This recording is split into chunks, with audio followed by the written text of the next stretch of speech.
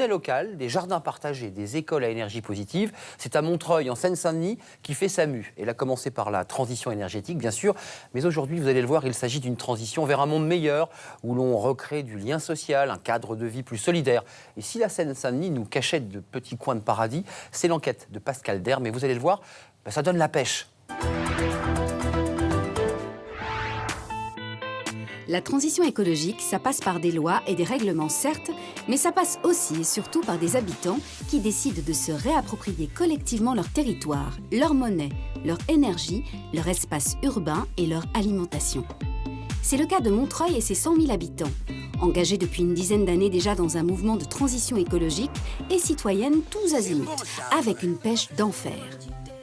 Comme Toulouse, Brest, Villeneuve-sur-Lot, Romans-sur-Isère et les 26 autres collectivités, Montreuil a désormais sa monnaie locale. Et la population a collectivement opté pour la pêche, proposée par Montreuil en transition. Une centaine de Montreuillois se sont déjà convertis à ces nouveaux billets colorés, utilisés exclusivement chez les commerces locaux engagés dans la démarche. C'est le cas d'Élodie, utilisatrice de la pêche depuis sa mise en circulation en juin 2014.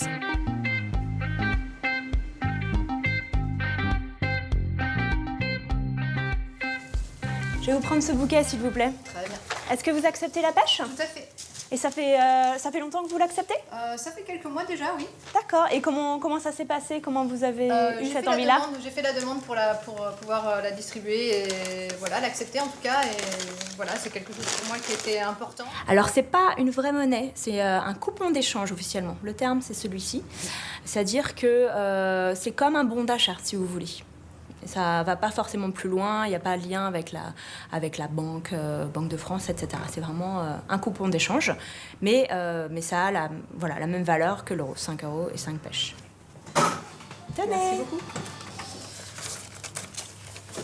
15, 20, 30, 40, 50 pêches. Parfait, Merci. je vous remercie. Très bonne journée. Également.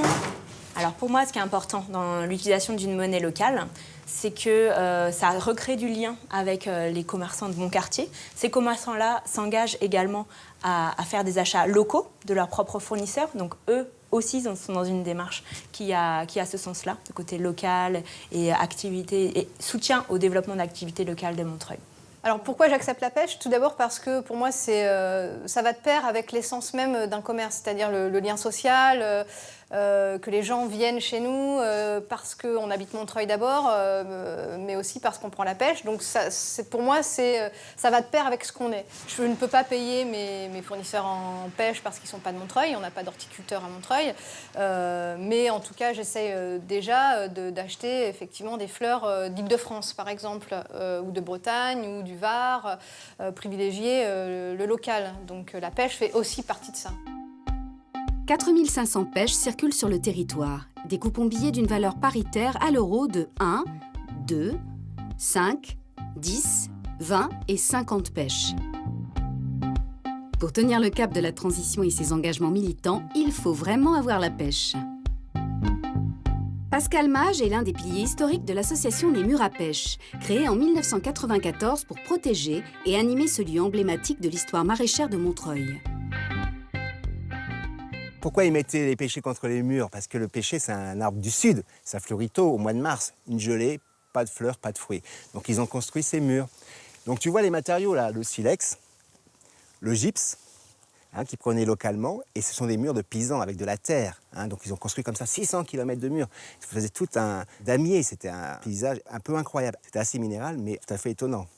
Il restait, il y a 5-6 ans, 35 hectares. Aujourd'hui, il reste protégé simplement 15 hectares. On a ouvert à l'urbanisation le reste. Et les projets sont en construction, les grues sont en place. Voilà, c'est terrible, c'est terrible. Certains habitants de Montreuil, on se bat pour préserver ce lieu en faisant annuler le plan local d'urbanisme qui était destructeur, en faisant des fêtes, en restaurant des murs, en replantant des variétés, en essayant d'ouvrir le lieu. Donc pour nous, c'est un combat de connaissance, d'appropriation et de défense. La sauvegarde de cette friche urbaine est le théâtre d'un engagement citoyen jardinier culturel et artistique très dynamique. Les bénévoles l'entretiennent, y jardinent, l'ouvrent au public. La transition passe aussi par le plaisir du contact retrouvé avec son alimentation dans un esprit de partage et de convivialité comme ici, au bac potager des incroyables comestibles.